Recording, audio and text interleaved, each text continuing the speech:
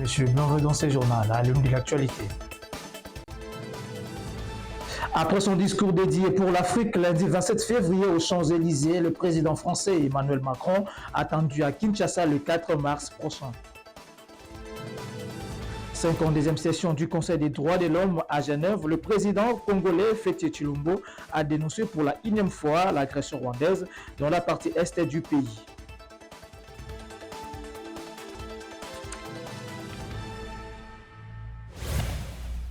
Une fois de plus, bienvenue dans ce journal. Ouvrons l'actualité avec la 52e session du Conseil des droits de l'homme de l'Organisation des Nations Unies, tenue lundi 27 février à Genève, en Suisse. Le président congolais Félix Tshilombo a dénoncé pour la énième fois les autorités rwandaises d'avoir ressuscité les terroristes du mouvement M23 pour piller les ressources naturelles de la RDC.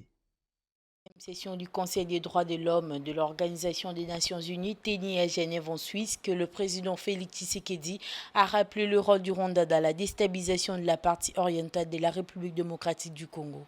Dans son discours, le chef de l'État congolais a indiqué qu'au moment où les initiatives et actions visant à régler la situation sécuritaire des TLR dans l'Est depuis plus de 2 décennies en cours et commencent à porter le fruit, les autorités rwandaises ont ressuscité le mouvement du 23 mars M23, défait en 2013 par les forces armées de la RDC avec l'appui de troupes internationales de la MONUSCO pour agresser la RDC et bloquer le processus de paix de Nairobi. Depuis 30 ans, la République démocratique du Congo est le théâtre d'atrocités humaines les plus abominables.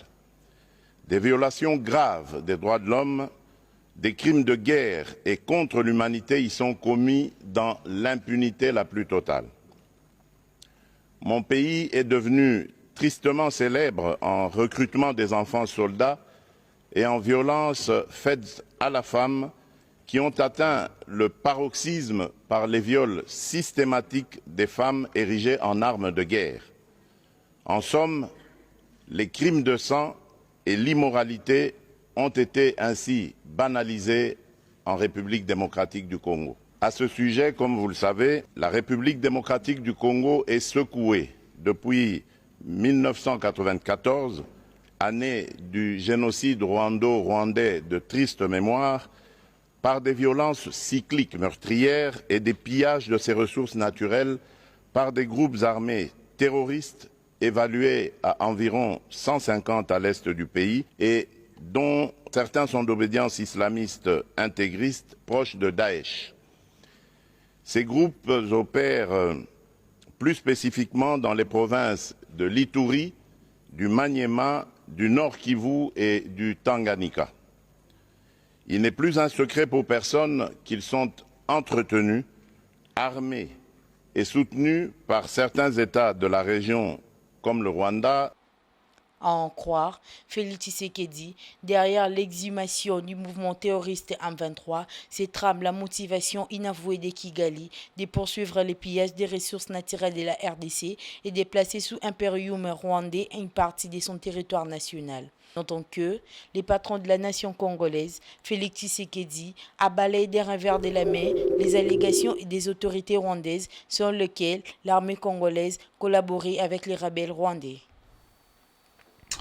Restons toujours dans ces mêmes chapitres. 52e plutôt session des droits de l'homme. Le chef de l'État a eu des entretiens avec le responsable du système des Nations Unies en présence du secrétaire général des Nations Unies, Antonio Guterres.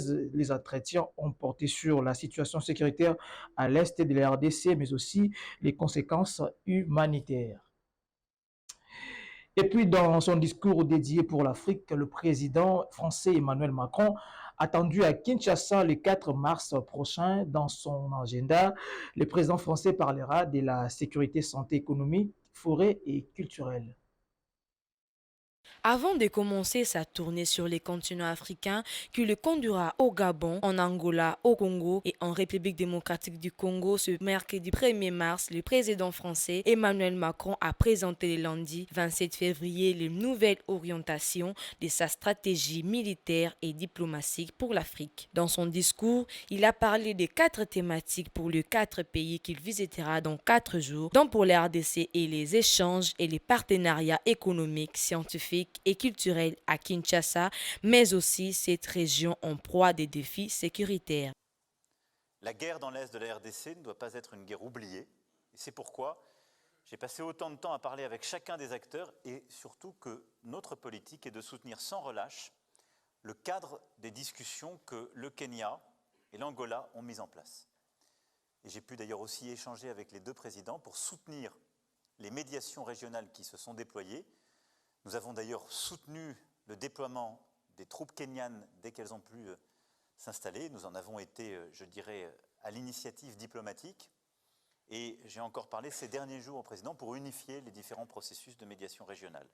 Je reste convaincu que la réponse doit être collective et c'est précisément le sens des entretiens que j'aurai aussi avec mes homologues avant de venir à Kinshasa. Retournons en République démocratique du Congo. Le Premier ministre congolais Jean-Michel Sama Lukonde a présidé lundi 27 février 2023 à Kinshasa la 54e session du Conseil des ministres de l'Organisation pour l'harmonisation du droit des affaires en Afrique, OADA en sigle. Le chef du gouvernement congolais a appelé les instances de cette organisation à s'installer plutôt en République démocratique du Congo une représentation d'une institution de cet organe. Le patron du gouvernement congolais, Jean-Michel Sama Lukonde, a patronné la 54e session de l'OADA dans un climat fiable. Le Premier ministre congolais a rassuré au cours de cette session la République démocratique du Congo est disposée à offrir ses cadres pour abriter l'un de ses services de cette organisation. Il a précisé encore que la RDC attache une grande importance à l'amélioration du climat des affaires et des investissements pour réussir l'émergence de son économie. Sama Lukonde, qui n'a pas hésité une seconde de pointer les doigts aux pays qui déstabilisent la RDC, qui ne permet pas de mieux favoriser l'atteinte de ses objectifs, celle de favoriser de bonnes affaires pour attirer des meilleurs investissements. Or, il est nécessaire de bénéficier d'un environnement de paix. Mais les M23 et ses alliés qui troublent la partie orientale de la RDC. Notons que, depuis 2012, le 27 juin, que la République démocratique du Congo a ratifié le traité de Port-Louis instituant l'Organisation pour l'harmonisation en Afrique des droits des affaires, OADA en sigle, et le 13 juillet de la même année, Kinshasa a déposé les instruments de l'OADA auprès du Sénégal, pays dépositaire, et aujourd'hui 10 ans d'appartenance. Et puis, selon la décision finale du 9 février dernier à Nairobi, au Kenya, le chef d'état-major des forces de défense de la communauté de l'Afrique de l'Est et en sigle sur le retrait immédiat des terroristes du mouvement 23 soutenus par le gouvernement rwandais dans toutes les zones qu'il occupe expire ce mardi 28 février 2023, mais ces mouvements existent dans cette partie du Nord Kivu.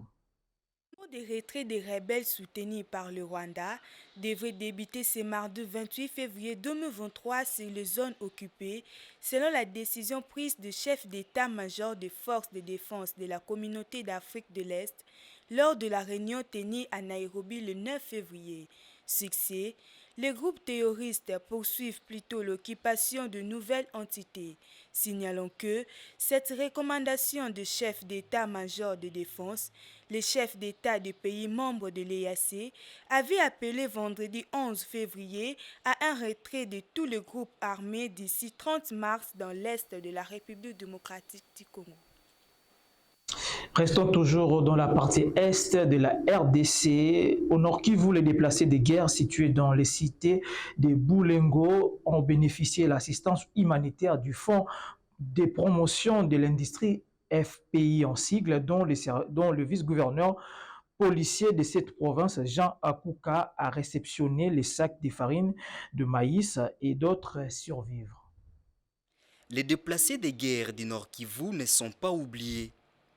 Lundi 27 février 2023, les fonds de promotion de l'industrie FPI en sigle ont remis au vice-gouverneur policier de cette province, Jean-Ronald Ekouka, des colis d'une aide humanitaire aux déplacés de Boulengo.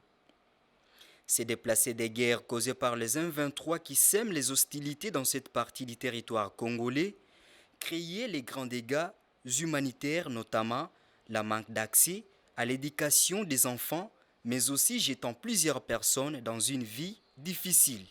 Ces populations vulnérables qui déplorent nuit et jour au retour des paix dans leur entité résidentielle, aujourd'hui occupée par ces terroristes du M23 qui sont soutenus par le gouvernement de Kigali, des sacs de farine de maïs, du sel et d'huile d'étable, seront au profit de ces déplacés situés dans les sites de Boulengo, répondront aux questions primaires, à savoir, ces colis d'aide humanitaire ont été réceptionnés par la division provinciale de l'action humanitaire du Nord Kivu.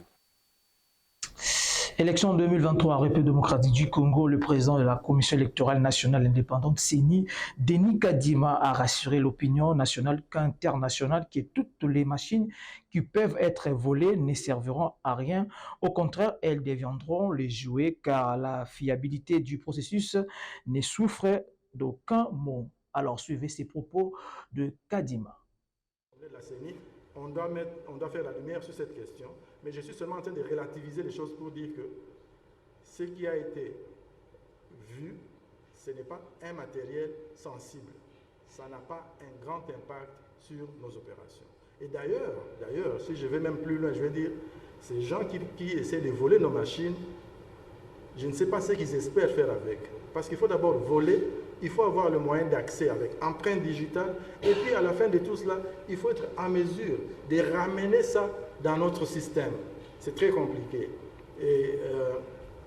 Et puis, je ne vais pas vous donner certains détails parce que ça risque d'inspirer les criminels. Mais sinon, ça ne peut pas, la machine ne peut pas fonctionner de façon continue. Il faut de temps en temps faire certaines choses. Donc ils prennent ça, bon, ça sera un jouet pour leurs enfants. Avant de boucler ces journaux, en sport, Lionel Messi a remporté les prix du meilleur joueur pour l'année 2022 lors de la remise des trophées FIFA de Best. Les champions du monde argentin remportent la distinction pour la deuxième fois de sa carrière après 2009.